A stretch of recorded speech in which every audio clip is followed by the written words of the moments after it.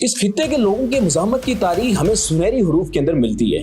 ये वो लोग हैं जिन्होंने जुल्म और नाइंसाफी के सामने सर झुकाने के बजाय मुज़ाहमत का रास्ता अख्तियार किया। डोगरा हुकूमत के खिलाफ उठने वाली तहरीक इस बात का सबूत है कि यहाँ के लोग अपनी इज्जत, वकार और शिनाख्त के लिए हमेशा कुर्बानी देने को तैयार रहते हैं। यही जज्बा मुज़ाहमत नस्ल दर नस्ल मुंतकिल होता रहा और आज भी इसी खित्ते के लोगों की अहम पहचान बन चुका है।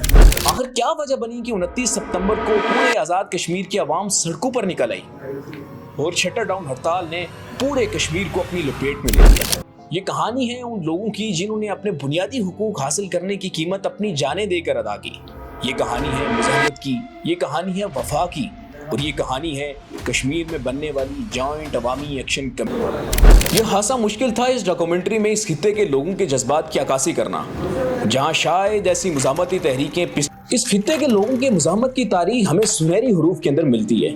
ये वो लोग हैं जिन्होंने जुल्म और नाइंसाफी के सामने सर झुकाने के बजाय मुज़ाहमत का रास्ता अख्तियार किया। 29 सितंबर को पूरे आज़ाद कश्मीर की आवाम के जहनों के अंदर एक सवाल ने जन्म लिया, वफादारी आखिर होती क्या है? क्या ये वफादारी रियासत के लिए होती है, किसी नजरिए के लिए, या फिर जमीन के एक टुकड़े के लिए?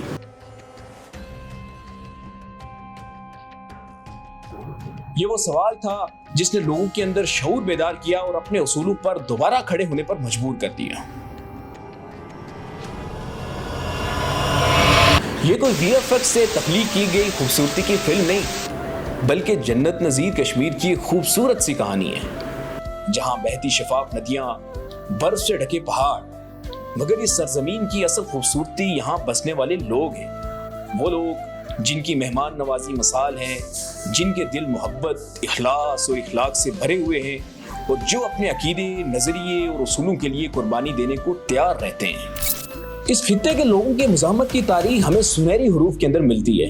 ये वो लोग हैं जिन्होंने जुल्म और नाइंसाफी के सामने सर झुकाने के बजाय मुज़ाहमत का रास्ता अख्तियार किया। डोगरा हुकूमत के खिलाफ उठने वाली तहरीक इस बात का सबूत है कि यहाँ के लोग अपनी इज्जत, वकार और शिनाख्त के लिए हमेशा कुर्बानी देने को तैयार है। यही जज्बा मुज़ाहमत नस्ल दर नस्ल मुंतकिल होता रहा और आज भी इसी खित्ते के लोगों की अहम पहचान बन चुका है। आखिर क्या वजह बनी कि 29 सितंबर को पूरे आज़ाद कश्मीर की आवाम सड़कों पर निकल आई और शटर डाउन हड़ताल ने पूरे कश्मीर को अपनी लपेट में ले लिया? हुक्मरानों का प्रोटोकॉल, बिजली, आटा, साफ पानी, रोजगार, सड़कें, अदलिया की इस्लाहात, टैक्सेस में छूट, बदलिया और तलबा यूनियन के इंतखाबात और महाजरीन की 12 नशिस्तों के साथ मुख्तलिफ अहम मुतालबात इस तहरीक के अंदर चिंगारी का अहम सबब बने। ये कहानी है उन लोगों की जिन्होंने अपने बुनियादी हुकूक हासिल करने की कीमत अपनी जानें देकर अदा की। ये कहानी है मुज़ाहमत की, ये कहानी है वफा की, और ये कहानी है कश्मीर में बनने वाली जॉइंट अवामी एक्शन कमेटी की। एक तरफ जॉइंट अवामी एक्शन कमेटी अपनी जद्दोजहद कर रही थी और दूसरी जानिब चंद लोग इन्हें भारतीय एजेंट भी कह रहे थे। शुरू में तो चौकों चौराहों में घसीटने से लेके मुज़ाकराती टेबल पर ना बैठने तक की बड़ी दास्तान है। वक्त गुजरता है, हालात बदलते हैं, जज्बात उभरते हैं, लोग मुत्तहिद होते हैं, और आखिरकार वो लम्हा आता है जब लोग अपने हुकूक लिए मुजफ्फराबाद की जानिब लॉन्ग मार्च करते हैं। मुल्क में तुम देख लो, इंकलाब आएगा, गलियों से, बाजारों से, इंकलाब आएगा, खेलों के मैदानों से, इंकलाब आएगा। इनको रोकने के लिए हुकूमत पाकिस्तान और हुकूमत आज़ाद कश्मीर एक पेज पर नजर आते हैं। मौसलाती राब्तों को महदूद करने के लिए इंटरनेट सर्विस मुअत्तल कर दी जाती है और मुजाहिरीन को रोकने के लिए इस्लामाबाद से स्पेशल दस्ते भेजे जाते हैं। मगर तमाम तर रुकावटें, गिरफ्तारियां और दबाव के बावजूद अवाम के कदम नहीं रुकते।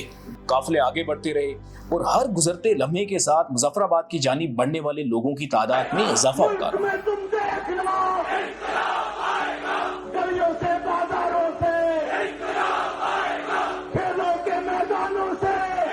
दूसरी जानिब मुख्तलिफ मकामात के ऊपर तसादम की खबरें सामने आती हैं, मुख्तलिफ मकामात के ऊपर झड़पें होती हैं, लेकिन शुरका का एक ही मौक़िफ़ था कि अपने मुतालबात मनवाए बगैर वापस नहीं जाएंगे। बालाखिर अवामी दबाव इस हद तक बढ़ गया कि हुकूमत को मुज़ाकरात की राह इख्तियार करना पड़ी।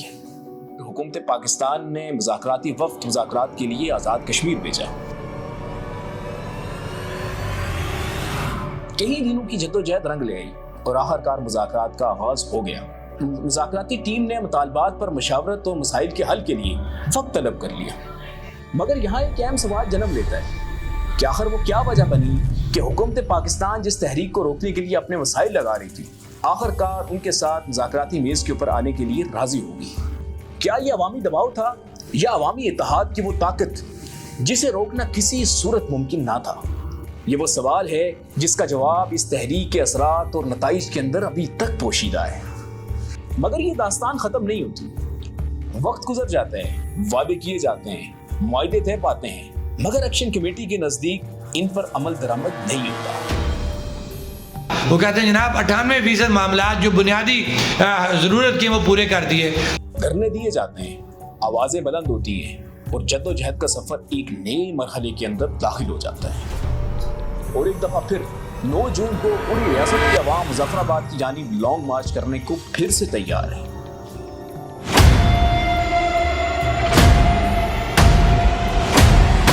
ایک جانب ریاست بھر میں 12 نشستوں کے خاتمے کے لیے گاؤں گاؤں، شہر شہر، قصبے قصبے لوگوں کو متحرک کیا جا رہا ہے، جبکہ دوسری جانب یہ موقف اختیار کیا جا رہا ہے کہ ان نشستوں کا تعلق کشمیر کی اسمبلیوں میں صرف نمائندگی سے نہیں بلکہ مسئلہ کشمیر کی اس خصوصی حیثیت کے ساتھ جڑا ہوا ہے۔ تو سوال یہ ہے، کیا یہ صرف 12 نشستوں کا معاملہ ہے یا پھر آنے والے وقت کے اندر بھی اس کے اثرات کہیں نہ کہیں نظر آئیں گے؟